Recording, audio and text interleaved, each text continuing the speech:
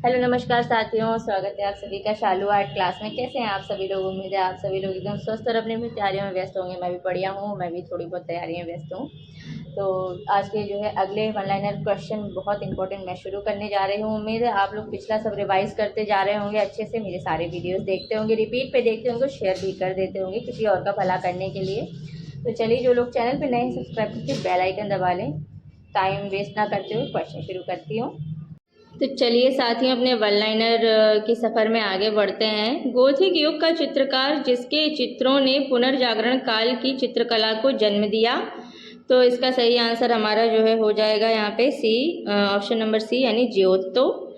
अगला प्रश्न है, सरलता परम कृत्रिमता है, यह प्रसिद्ध उदाहरण एक प्रसिद्ध इटली के पुनर्जागरण कलाकार ने दिया। तो यहाँ पे हमारा option number D, Leonardo da Vinci सही हो जाएगा। अगला प्रश्न है, बाइजेंटाइन कला का समय है। तो यहाँ पे हमारा ऑप्शन नंबर सी सही हो जाएगा, 4वीं से 15वीं शताब्दी।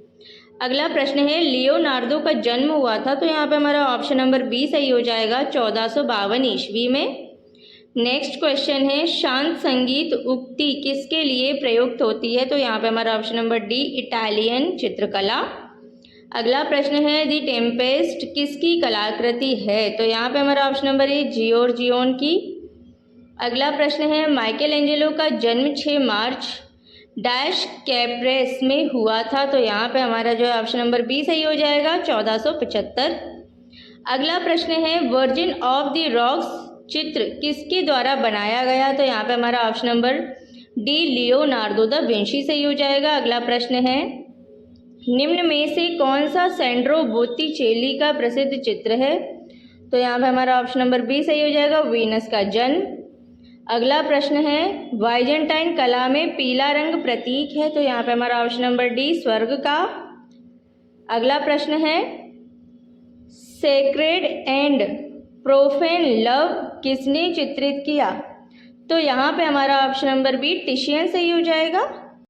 चलिए, अब हमारा अगला प्रश्न है, प्रारंभिक पुनर्जागरण काल की डेविड मूर्ति का मूर्तिकार था। तो यहाँ पे हमारा जो है ऑप्शन नंबर सी, डोनातेलो सही हो जाएगा। अगला प्रश्न है, फ्रा एंजेलिको किस शैली का चित्रकार है? तो यहाँ पे हमारा ऑप्शन नंबर सी, पुनर्जागरण सही हो जाएगा। अगला प्रश्न है, माइकल एंजेलो की डेविड मूर्ति कहाँ है? तो यहाँ पे हमारा ऑप्शन नंबर बी, फ्लोरेंस सही हो जाएगा। अगला प्रश्न है, सैंड्रो बोत्तिचेली की प्रसिद्ध कलाकार था। तो यहाँ पे हमारा ऑप्शन नंबर सी, इटली का सही हो जाएगा। अगला प्रश्न है, पीटा नामक प्रतिमा के मूर्तिकार कौन है? तो यहाँ पे हमारा option number B, Michelangelo सही हो जाएगा। अगला प्रश्न है, सेंट बसील का गिरजा कहाँ है? तो यहाँ पे हमारा ऑप्शन नंबर बी, मास्को सही हो जाएगा। अगला प्रश्न है, सिस्टीन मैडोना को किसने चित्रित किया है? तो यहाँ पे हमारा ऑप्शन नंबर सी, राफेल सही हो जाएगा। अगला प्रश्न है, बाइजेंटाइन कला की विशेषता है। तो यहाँ पे हमारा ऑप्शन नंबर ए, मोज़िक भित्ति चित्र सही हो जाएगा। अगला प्रश्न है, प्रारंभिक ईसाई कला का प्रारंभ किस देश में हुआ? तो यहाँ पे हमारा ऑप्शन नंबर ए, इटली सही हो जाएगा। अगला प्रश्न है, जान वान आइक किस कलात्मक काल के कलाकार थे? तो यहाँ पे हमारा ऑप्शन नंबर ए, पुनर्जागरण सही हो जाएगा। अगला प्रश्न है, यूरोप की प्रारंभिक पुनर्जागरण युग की कला का समय है। तो यहाँ पे हमारा ऑप्शन नंबर सी, 1420 से 1500 ईस्वी सही हो जाएगा। अगला प्रश्न है, स्कूल ऑफ एथेंस किसका भित्ति चित्र है? तो यहाँ पे हमारा जो है ऑप्शन नंबर ए, राफेल सही हो जाएगा। अगला प्रश्न है, आदम की उत्पत्ति नामक प्रमुख चित्र किस पुनरुत्थान कालीन चित्रकार ने बनाया है? तो यहाँ पे हमारा option number B, Michelangelo सही हो जाएगा। अगला प्रश्न है, रंगीन कांच की खिड़कियों का प्रयोग किस काल में हुआ? तो यहाँ पे हमारा ऑप्शन नंबर सी, ईसाई कला सही हो जाएगा। अगला प्रश्न है, चित्र लव्स ऑफ जुपिटर का चित्रकार कौन है? तो यहाँ पे हमारा ऑप्शन नंबर बी, कैरेजियो सही हो जाएगा। अगला प्रश्न है, बाइजेंटाइन कला का सर्वश्रेष्ठ उदाहरण पाया जाता है। तो यहाँ पे हमारा ऑप्शन नंबर बी, सान विताले गिरजा में सही हो जाएगा। तो चलिए, अब हमारा नेक्स्ट क्वेश्चन देख लेते हैं, वीनस ऑफ उर्बाइनो का चित्रकार कौन है? तो यहाँ पे हमारा ऑप्शन नंबर डी टिशियन सही हो जाएगा। अगला प्रश्न है बाइजेंटाइन कला में छतों और दीवारों को किस विधि द्वारा अलंकृत किया गया? तो यहाँ पे हमारा option number A Mosaic painting सही हो जाएगा। अगला प्रश्न है सिस्टीन चैपल की छत पर भित्ति चित्र का निर्माण कब समाप्त हुआ? तो यहाँ पे हमारा ऑप्शन नंबर बी 1512 सही हो जाएगा। अगला प्रश्न है निम्नलिखित में से किस चित्रकार ने अपने चित्रों में वास्तविक आध्यात्मिकता को प्रकट किया है? तो यहाँ पे हमारा ऑप्शन नंबर ए सही हो जाएगा, राफेल। अगला प्रश्न है पुनर्जागरण काल की बनी पेंटिंग शीर्षक द स्कूल ऑफ एथेंस किस माध्यम में बनाई गई है? तो यहाँ पे हमारा ऑप्शन नंबर बी फ्रेस्को सही हो जाएगा।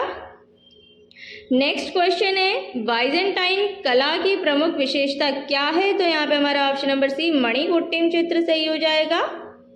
नेक्स्ट क्वेश्चन है बाइजेंटाइन कला किसके आश्रय में विकसित हुई? तो यहाँ पे हमारा ऑप्शन नंबर बी धार्मिक स्थलों की सही हो जाएगा। अगला प्रश्न है गोथिक कला का प्रधान केंद्र रहा है? तो यहाँ पे हमारा ऑप्शन नंबर ए इटली सही हो जाएगा। और अगला प्रश्न है संपूर्ण रोमनस्क चित्रकला के प्रमुख चित्रकारों में एक है? तो यहाँ पे हमारा ऑप्शन नंबर सी सही हो जाएगा, मास्टर ऑफ ताहूत। अगला प्रश्न है परिप्रेक्ष्य के नियम का आविष्कार किसने किया? तो यहाँ पे हमारा ऑप्शन नंबर डी सही हो जाएगा, ब्रूनेलेस्की। नेक्स्ट क्वेश्चन है माइकल एंजेलो द्वारा निर्मित द लास्ट जजमेंट डैश पर बनी है? तो यहाँ पे हमारा ऑप्शन नंबर सी छत सही हो जाएगा। अगला प्रश्न है लियोनार्डो द विंची क्या थे? तो यहाँ पे हमारा ऑप्शन नंबर सी सही हो जाएगा, अभियंता, वास्तुकार, मूर्तिकार, चित्रकार एवं ड्राफ्ट्समैन, ये पांचों थे वो। अगला प्रश्न है the virgin of the rocks चित्र संग्रहित है? तो यहाँ पे हमारा option number A the Louvre museum. अगला प्रश्न है तैल चित्रण के वर्तमान रूप का प्रारंभ हुआ? तो यहाँ पे हमारा ऑप्शन नंबर डी 15वीं शताब्दी के पूर्वार्ध से। अगला प्रश्न है पिएटा शीर्षक मूर्ति शिल्प की रचना डैश ने की? तो यहाँ पे हमारा option number D Michael Angelo सही हो जाएगा। अगला प्रश्न है माइकल एंजेलो के मूर्ति शिल्प पिएटा की ऊंचाई कितनी है? तो यहाँ पे हमारा ऑप्शन नंबर डी 175 सेंटीमीटर। अगला प्रश्न है तैल रंगों का प्रयोग कहाँ से हुआ? तो यहाँ पे हमारा ऑप्शन नंबर सी नीदरलैंड सही हो जाएगा। तो साथियों आज हमारा वन लाइनर इम्पोर्टेंट क्वेश्चन का एक और दिन यहाँ पे ख़त्म होता है, एक और सफ़र यहाँ पे ख़त्म होता है। अच्छे से देखिएगा, रिपीट पे देखिएगा, लिख कर देखिए, तैयारी बेहतर से बेहतर करिए, अपनी मेहनत का टाइमिंग बढ़ाते रहिए। चलिए फिर मिलती हूँ मैं नेक्स्ट वीडियो के साथ, तब तक के लिए अपना ख्याल रखिए, पढ़ते रहिए। नमस्कार।